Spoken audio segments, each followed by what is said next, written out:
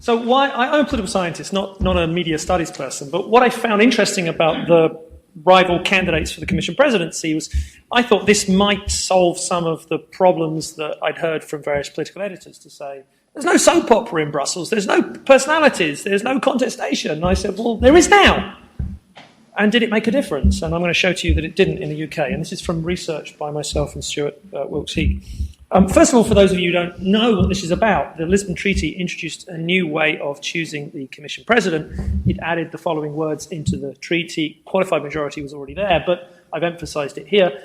It said that after the European Parliament elections, the Council, that's the heads of government and the European Council, had to take account of these elections when nominating a candidate for the Commission President, and that person would be formally elected by the European Parliament. So the UK government's official line was that doesn't change anything. The European Council still nominates who is the Commission President. Everybody else, all 27 other member states, said, why did we change the treaties? We changed the treaties because now it is the European Parliament that elects the Commission President, and therefore there will be now rival candidates nominated by the political groups. That's a simplistic interpretation, but overall that was the general consensus by all of the other governments. The problem so we got to May of 2014, the European parties, Socialists and Democrats, EPP, Liberals, Greens and so on, proposed candidates. We got a new German word into the lexicon of the British language called Spitzenkandidaten, meaning lead candidate. There was no British candidate, or no candidate that either was a Brit or was a candidate supported by one of the mainstream British parties. I have to emphasise mainstream because normally someone in the audience says there is a UK EPP party and they supported Juncker. The Conservatives ran a none of the above campaign because they weren't in the EPP any longer, and so they refused to support an EPP candidate. The Labour Party, officially members of the Socialists and Democrats, refused to support Schulz, the Socialist candidate, even allegedly telling him not to come to London. And the Lib Dems were embarrassed about Guy Verhofstadt because he uses the word federalism too often. Here they are. There were names, there were people, they ran campaigns. This is in Germany. This is a German campaign poster, SPD poster saying, vote SPD, vote Schulz. There was other ones, vote CDU, vote Juncker. This was how it was portrayed. There's Juncker's, campaign bust, leaving Brussels, going around Europe with his campaign team. So, there clearly were campaigns for the first time. There were live TV debates. So these are the live TV debates between the top two candidates, Juncker and Schulz, plus all the others, and the media that covered them all. You'll see down here the European Broadcasting Union had the coverage of the 15th of May debate, which includes the BBC. The only way you could actually watch any of these debates in the UK was streaming live on the internet, apart from that one, which you could watch on BBC Parliament Channel, and who in their right mind watches the BBC Parliament Channel? So therefore it was pretty difficult actually to watch or engage with any of these debates. I was actually involved in training some BBC journalists and was encouraging them to actually cover these debates. Obviously they don't listen to me. So so Stuart and I, after this happened, then said, let's look at what the coverage was in the UK media of the candidates. And so we went on to one of these media search engines and plugged in the names of the candidates to look at how many articles in the newspapers in the weeks of the campaign. Here's the week after the election. These are the weeks of the election campaign, and that's four articles that mentioned Juncker, 8 that mentioned Schulz, and so on, and you get up to here, after the election, 99 mentioning Juncker. It's a bit late now, but now they're talking about Juncker after the election because now Cameron is running a Stop Juncker campaign. Let's contrast this with Germany. So this is the number of articles in the German press in each of those periods. And what you can see is this enormous jump when there was the Berlin debate between Juncker and Schulz, and it carried on going up. Yes, that's over 500 as compared to 8 in the UK. Here's the coverage, interestingly, across of the candidates in the different press of the different member states. You can see Juncker, 59% of the mentions he received were from the German press, some in the French press, the UK 3%, Schulz overwhelmingly the German press.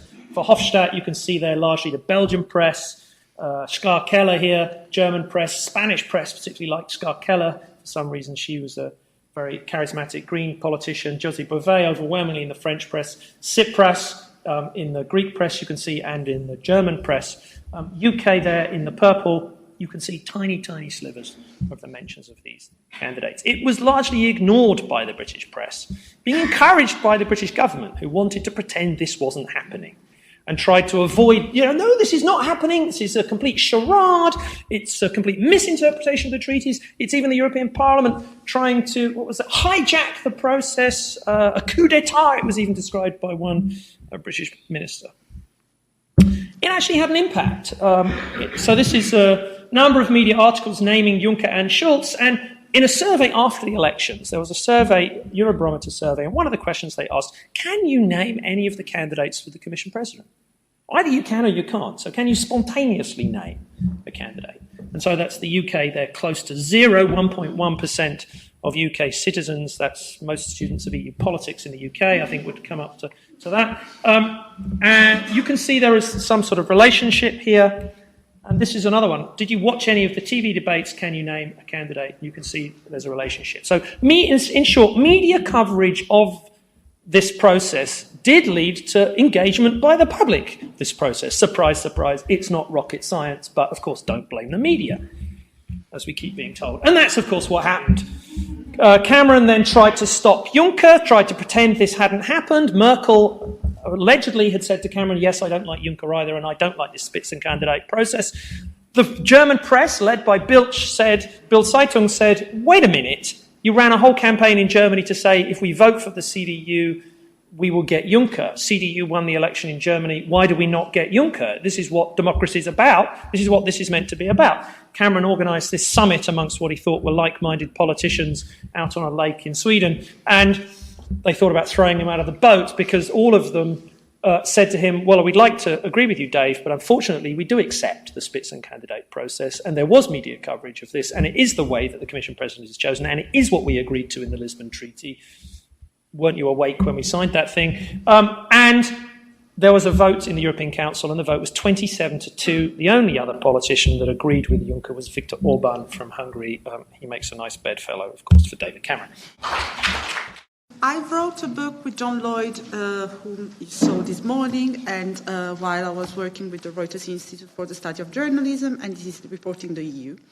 And it's a little bit old now because it was written in the aftermath of the EU debt crisis, and so it was focusing very much on the economy. But as Ryan Gosling says at the end of The Big Short, now people tend to put the blame of the economic catastrophe on migrants and poor people, and it's exactly what's happening. So, I feel my book is a little bit incomplete if we don't talk about the topic of migration. But, I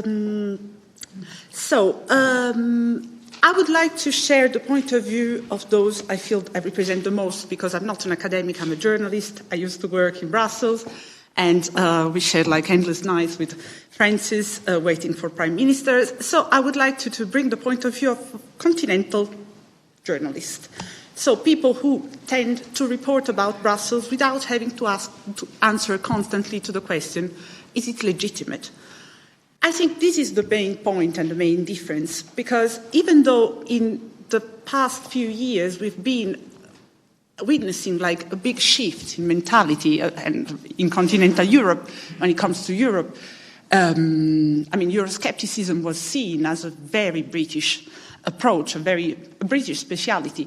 Now it's increasingly present in the continent, and very often the British press is seen as the outspoken one, the critical one, the one which dares tackling the big issues. And I think, it really had an impact on the way Italian media, I'm Italian clearly, but even like French media, Spanish media, reported about the EU. So that was the first turning point, the increase in Eurosceptic approach. The other thing is that the debt crisis has been an incredible turning point, both in the style of reporting and in the public opinion. Because all of a sudden, what happened between 2008, 2009, and 2013, but even like last year, is that all of a sudden it was really important to be informed about Brussels. It was important to know what was going on. It was important to know the terms. like compared to what had happened for the previous 50 years, where everything coming from Brussels had this kind of obscure quality of coming in strange terms, in a strange language, very similar to a jargon, very hard to approach for the normal reader, all of a sudden, in 5 years, the Brussels Press Corps had to find a way to make Europe mainstream.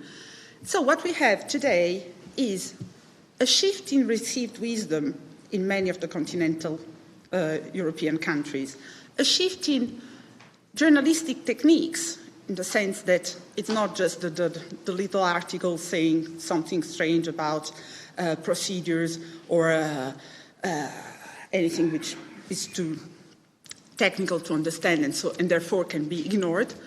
But Europe is something which is much more present and intertwined with our everyday life. And people, after such like a process, also feel much more entitled to have their own opinion about Europe, which, I mean, I think it's a great thing from my point of view, maybe not that much from the point of view of prime ministers and leaders.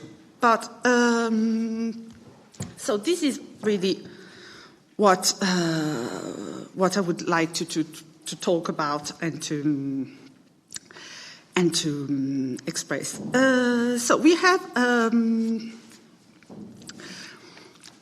the point of view of the British media, which, I mean, was considered really, I mean, as you say, the fact that all the normal European process were ignored by the British was seen as something very, very hostile, very something, I mean, we had to fight back with a sort of pride in saying, you know, unlike you, we care about peace, we care about construction, we care about building something together. But what I wonder now is, reading an article in the French press or in the British press or in the Italian press and in the British press, I really wonder which one is more Eurosceptic, which one is more aggressive. The only thing, the right question is not how many, you know, in the balance, how many criticism there are in each article. It's more what's the aim of this, like, do you want to dismantle the whole thing, or do you think you can try to build something positive within?